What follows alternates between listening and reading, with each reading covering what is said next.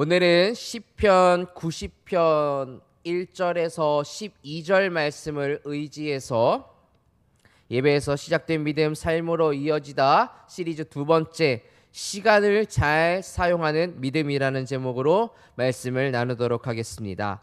우리는 지난주 입술을 다스리는 믿음에 대해서 함께 나누었습니다.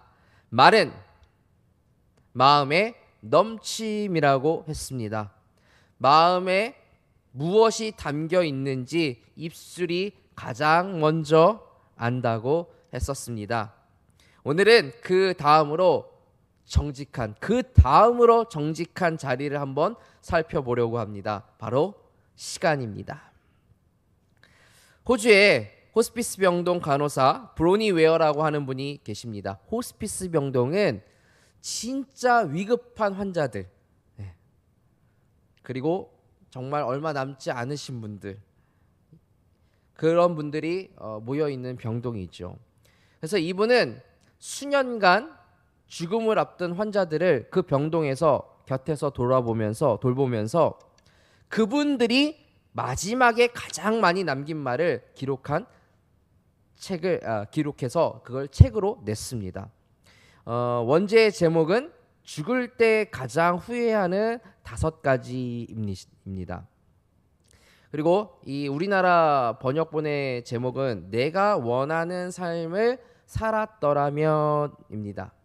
혹시 읽어보신 분들 계십니까? 그렇죠. 우리는 성경 외에는 다른 책을 읽을 시간이 없습니다. 그렇죠.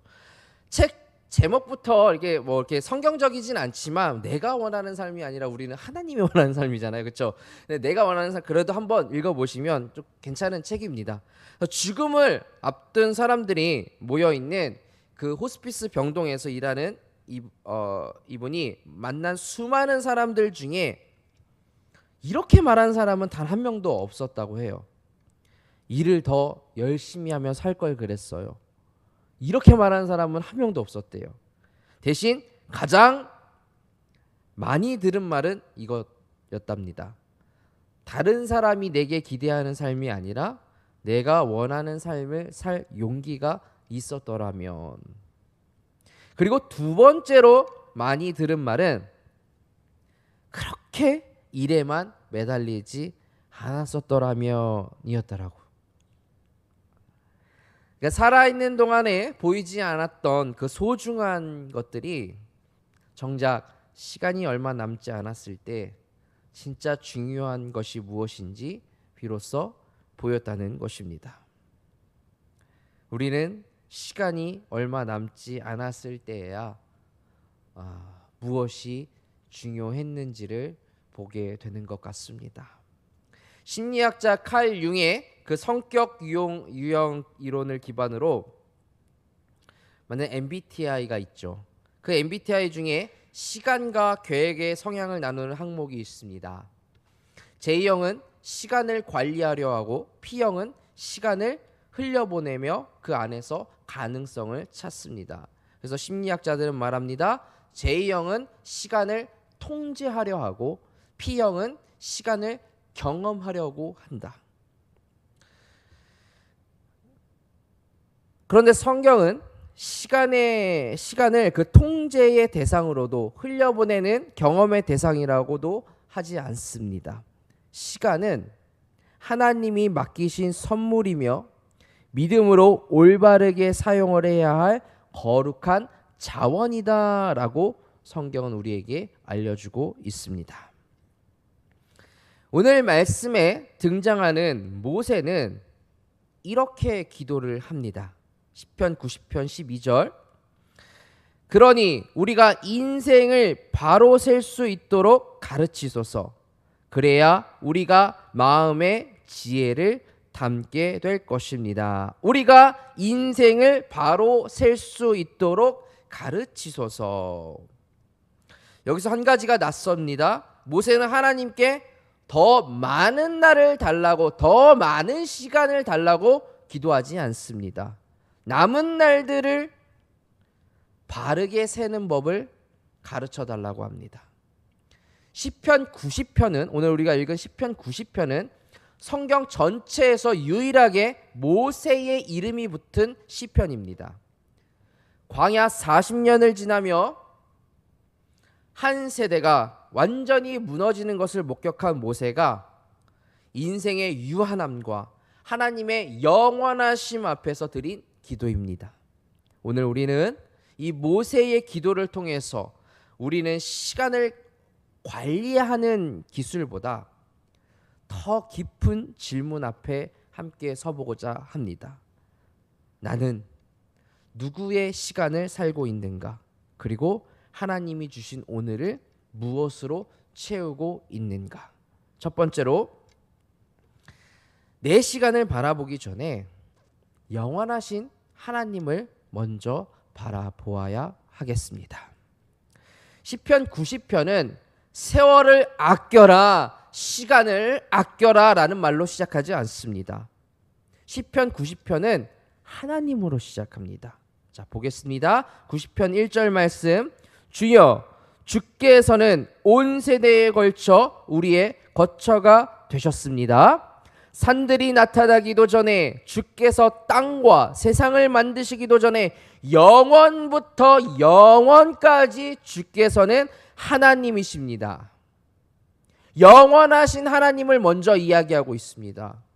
유한한 인간 앞에 서 계시는 영원하신 하나님, 그리고 곧바로 인간을 바라봅니다. 자, 3절 말씀.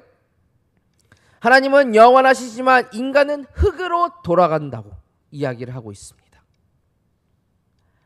그리고 4절부터 6절 말씀을 보면 하나님께서는 천년도 지나간 어제 같고 밤의 한순간 같지만 인간은 아침에 돋았다가 저녁에 시드는 풀과 같다고 그렇게 고백하고 있습니다.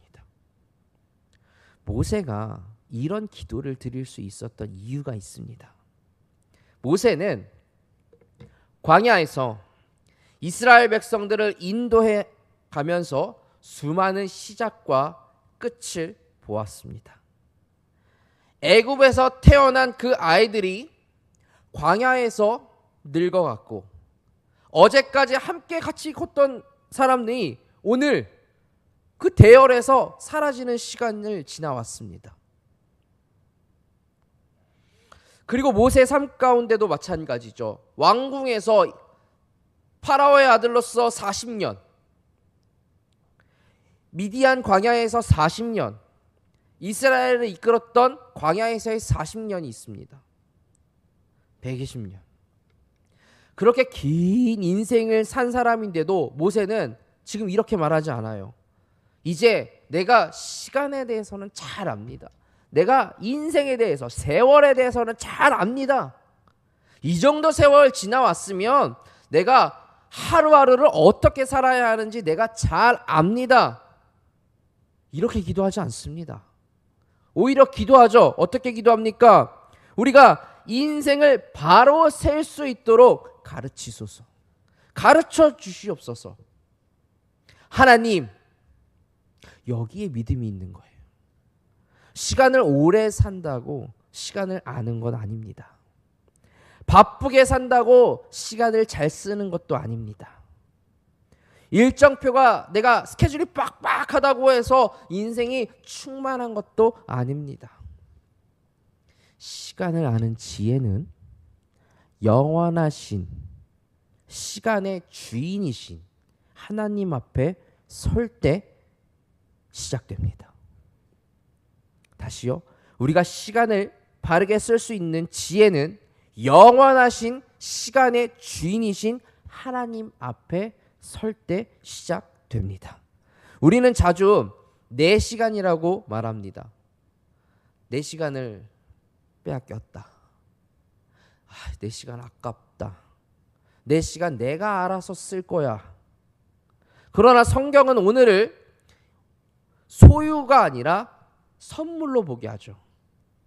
오늘 아침 내가 눈을 뜬 것은 내가 내일이라는 시간을, 하루를 미리 확보해 놓았기 때문에 내가 오늘을 맞이한 게 아니죠. 내가 어제 미리 오늘이라는 시간을 확보해서 오늘을 맞이한 게 아니라는 거예요. 하나님께서 한 날을 내게 맡겨주셨기 때문에 우리가 오늘을 맞이할 수 있는 겁니다. 그러므로 시간을 잘 쓰는 믿음의 첫걸음은 이 시간에는 무엇을 하고 남는 이 시간에는 뭘 해야지, 이렇게 내 일정표를, 내 스케줄을 바꾸는 게 아닙니다. 소유권을 바꾸는 것에서 시작하는 겁니다. 이 시간을 내 것이 아니라 하나님께서 맡기신 것이다. 이 고백이 먼저인 거예요. 두 번째, 나를 센다는 건 카운트한다는 거야. 나를 카운트한다는 것은 끝에서 오늘을 바라보는 것입니다. 이게 무슨 말이냐? 자, 오늘 다시 한번 보면은 우리가 인생을 바로 셀 수 있도록 가르치소서, 인생을 바로 센다, 이 말이 무슨 뜻일까? 누구도 자기에게 며칠이 남았는지 정확히 알 수 없습니다. 누구도 알 수 없습니다. 그렇기 때문에 단순히 남은 수명을 계산하라는, 남은 시간들을 카운트하라는 뜻은 아니겠죠. 나를 센다는 것, 인생을 센다라는 것은 바로 끝이 있다는 사실을 잊지 않고 오늘을 바라보라는 뜻입니다.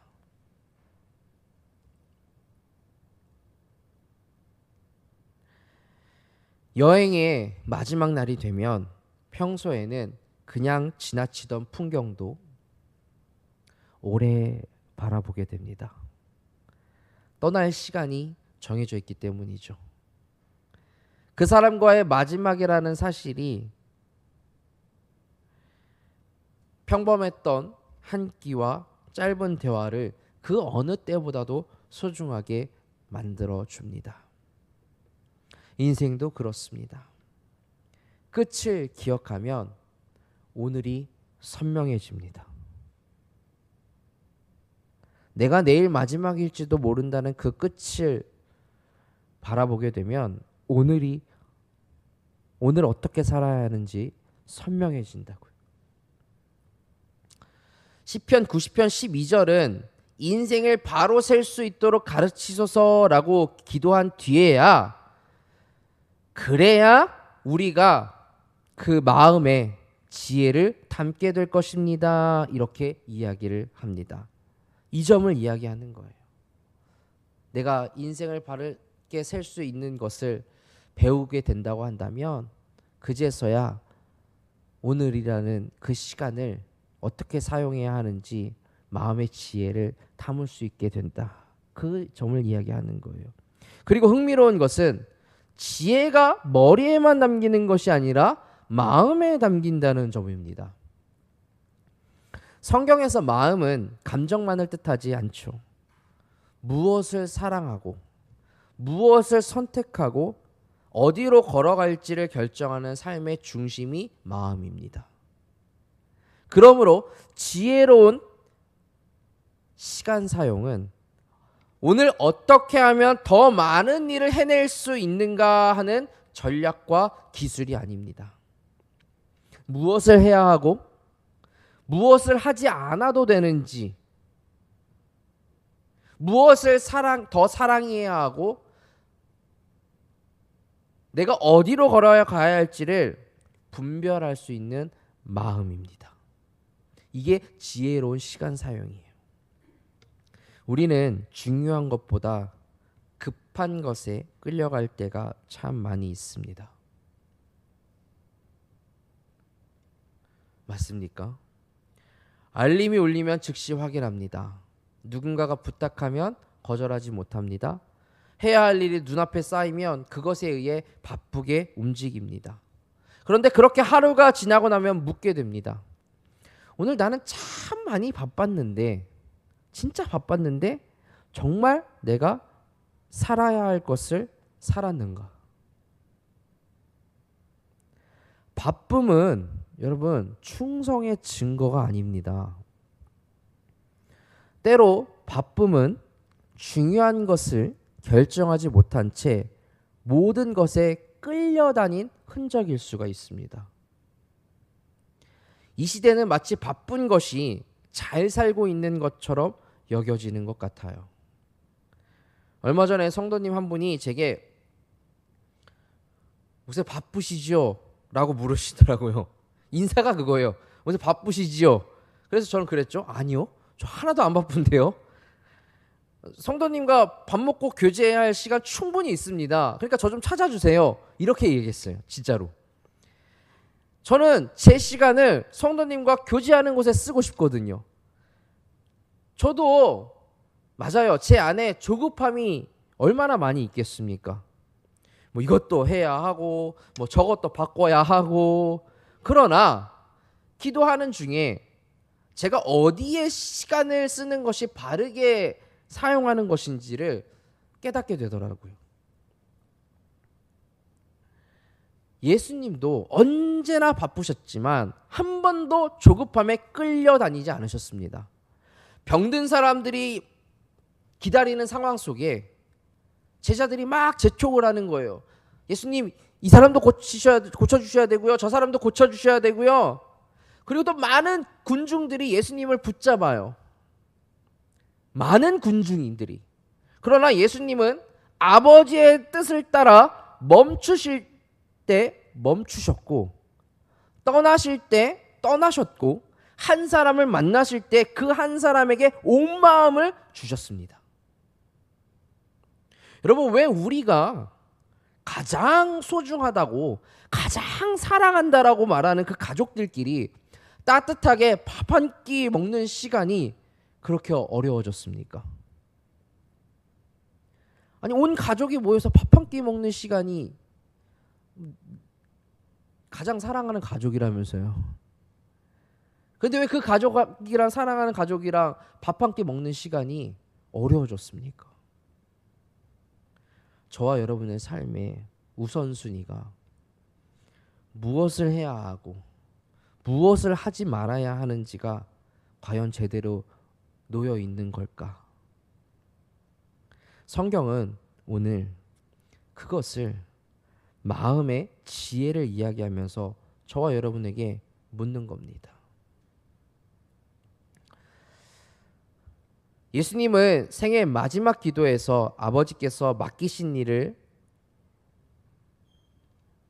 다 이루어서 아버지를 영화롭게 했다고 고백하십니다. 요한복음 17장 4절 말씀. 나는 아버지께서 맡겨주신 일을 다 완성해 이 땅에서 아버지께 영광을 돌려드렸습니다. 예수님이 하신 말씀을 보세요. 예수님은 세상의 모든 일을 다 하셨다, 세상의 모든 일을 다 완성했다라고 말씀하지 않으셨습니다. 아버지께서 맡기신 일을 다 이루셨다, 다 완성했다라고 말씀하셨습니다. 여러분, 이것이 지혜입니다. 모든 일을 다 하는 것이 아니라 하나님께서 내게 맡기신 일을 하라는 겁니다. 에베소서도 같은 방향을 가르칩니다. 세월을 아끼십시오. 때가 악합니다. 그러므로 지각 없는 사람이 되지 말고 주의 뜻이 무엇인지 분별하십시오. 시간을 아끼라는 명령 바로 뒤에 주의 뜻을 분별하라는 말씀이 이어집니다. 시간을 잘 쓰는 핵심은, 크리스찬들에게 시간을 잘 쓰는 핵심은 속도가 아니라 방향이라는 겁니다. 더 빨리 사는 것, 더 많이 해내는 것이 아니라 주의 뜻을 따라 사는 것, 주의 뜻을 따라 해내는 것. 그래서 우리가 하루를 시작할 때 우리 가운데 이런 질문, 이런 기도가 필요한 거예요. 주님, 오늘 제게 맡기신 가장 중요한 순종은 무엇입니까? 제가 오늘 그 한 가지 꼭 해낼 수 있게 해주세요. 가장 먼저 해낼 수 있게 해주세요.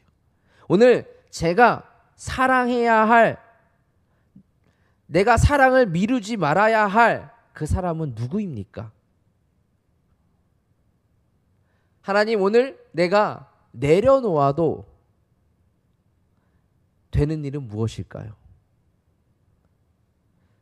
붙잡으려고만 하지 말고 여러분, 내려놓아야 할 것은 무엇일까요? 하나님, 중요한 것을, 더 중요한 것을 위해 내가 내려놓아야 할 일은 무엇입니까? 시간을 선용하는 지혜는 내가 모든 일을 붙드는 능력이 아니라 하나님 때문에 어떤 것은 붙들고 어떤 것은 내려놓는 믿음입니다. 그리고 시편 90편은 더 열심히 살라는 말로 끝나지 않습니다. 여기 매우 중요한 사실이 있습니다. 인생을 바로 카운트해라, 시간을 아껴라, 열심히 살아라, 그렇게만 읽으면 이 말씀은 또 하나의 무거운 숙제가 되죠. 그러나 그래서 오늘부터 막 일찍 일어나야 될 것 같고, 막 스마트폰 덜 봐야 될 것 같고, 하루 낭비하지 말아야 될 것 같고, 물론 우리 가운데 필요한 결단 중에 하나입니다. 그러나 모세는 그렇게 기도를 끝내지 않습니다. 14절 이렇게 기도합니다. 오 아침에 주의 변함없는 사랑이 충만하게 하소서. 그리하여 우리가 기뻐 노래하고 일평생 기뻐하게 하소서. 여러분, 아침에 눈을 뜨자마자 하시는 말씀이 뭡니까? 아침에 주의 변함없는 사랑이 충만하게 하소서. 주의 사랑으로 우리가 오늘 하루를 맞이한 것을 기뻐하고 만족하게 해달라는 거예요. 그리고 17절에 주 하나님의 은총을 베푸시고 우리 손으로 하는 일을 견고하게 세워달라고 2번이나 기도합니다. 우리 손으로 한 일을 우리에게 세워주소서. 제발 우리 손으로 한 일을 하나님 세워주소서. 그러니까 시편의 흐름, 이 시편 90편의 흐름을 한번 잘 보십시오. 첫 번째 12절에서 이렇게 이야기합니다. 인생을 바로 세게 하소서. 그 다음은 주의 사랑으로 우리를 만족해 하소서. 그 다음 우리 손의 일을 주께서 세워주소서. 이 순서가 중요합니다. 자 보세요. 우리가 시간을 낭비하는 이유가 언제나 게으름 때문만은 아닙니다. 마음이 만족하지 못하기 때문에 그냥 시간을 막 흘려보내는 경우들이 많이 있어요. 허전해서 그냥 계속 화면 그냥 넘기는 거예요. 아무 의미 없이 그냥 리모컨으로 그냥 화면 넘기고 있는 거예요. 허전하니까. 또 스마트폰도 마찬가지예요. 그냥 넘겨요. 그렇죠? 인정받고 싶어서 또 쉬지 못하는 경우도 있습니다. 불안해서 모든 일을 또 붙들고 있는 경우들도 있습니다. 내가 뭘 안 하면 안 될 것 같은.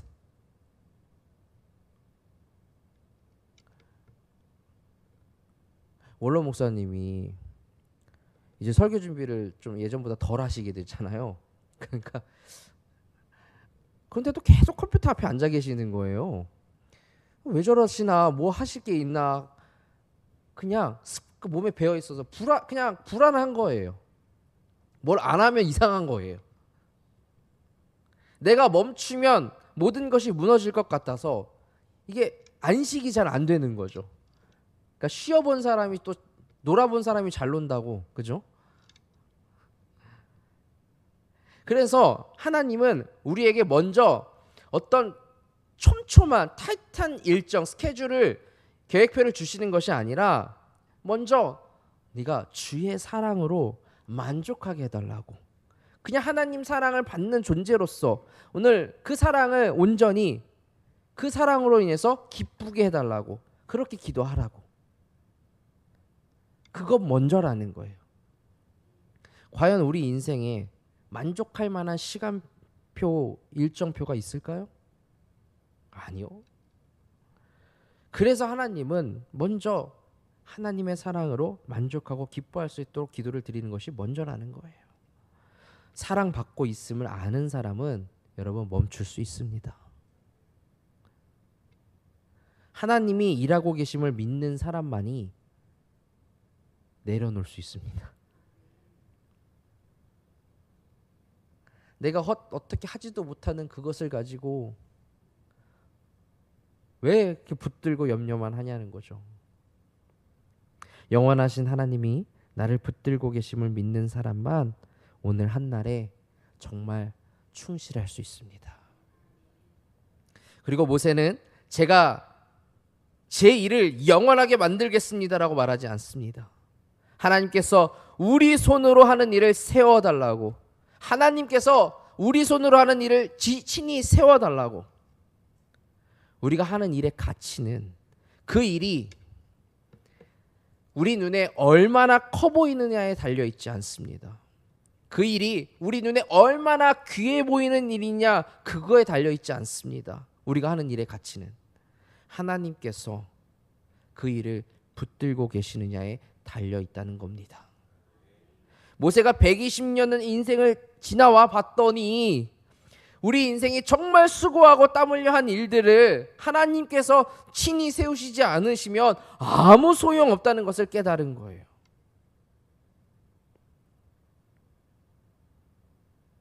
반면에 사람들에게 알려지지 않은 작은 섬김도 하나님이 세우시면 정말 아름답고 선한 일이 될 수 있다는 겁니다.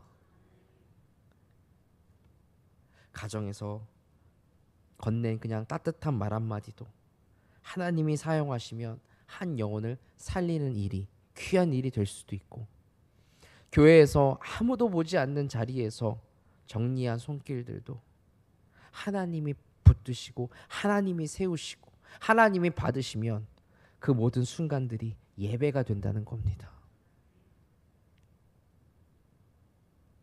성경에 보면 하나님이 기쁘게 받으신 예배들은 그 자리에서 하나님이 놀라운 축복들을 주시는 장면들이 있습니다.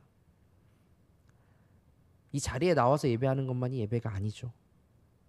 우리의 시간을 아무도 보이지 않는 자리에서 하나님이 기쁘게 사용하는 것, 다 예배예요. 반대로 세상이 기억하는 큰 일도 하나님이 세우시지 않으시면 오늘 다 모세가 이야기한 것처럼 풀처럼 사라진다. 시간을 잘 쓰는 믿음은 내 하루를 위대하게 만드는 기술이 아닙니다. 평범한 하루를 하나님께 맡겨 주께서 세우시게 하는, 주께서 친히 세우시게 하시는 믿음입니다. 하나님은 우리 인생 가운데 시간, 재능, 물질을 맡기셨고 우리는 이를 관리할 책임이 있으며 시간이 흘러 반드시 결산하는 날이 옵니다. 마태복음 25장 19절 말씀. 시간이 흘러 그 종들의 주인이 집으로 돌아와 종들과 결산하게 됐다. 시간이 흘러 그 종들의 주인이 집으로 돌아와 종들과 결산하게 됐다. 시간이 흘러 결산하는 날이 우리 가운데 반드시 온다는 겁니다.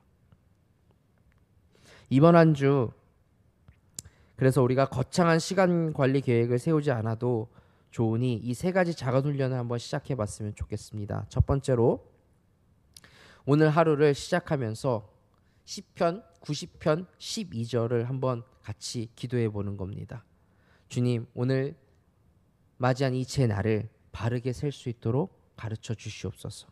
제 마음에 지혜를 담아 주시옵소서. 길게 기도하지 않으셔도 괜찮습니다. 하루의 첫 방향을 하나님께 돌리는 게 중요합니다. 내 방향을 하나님께 돌리는 것부터 시작하면 됩니다. 두 번째로 여러분, 사랑을 미루지 말았으면 좋겠습니다. 이번 주 한 사람을 한번 딱 정해보는 거예요. 전화해야 할 사람이 있으면 전화해야 되고, 미안해야 한다고 할 사람이 있다고 한다면 말해보는 겁니다. 고맙다고 표현해야 할 사람이 있으면 오늘 표현하는 겁니다.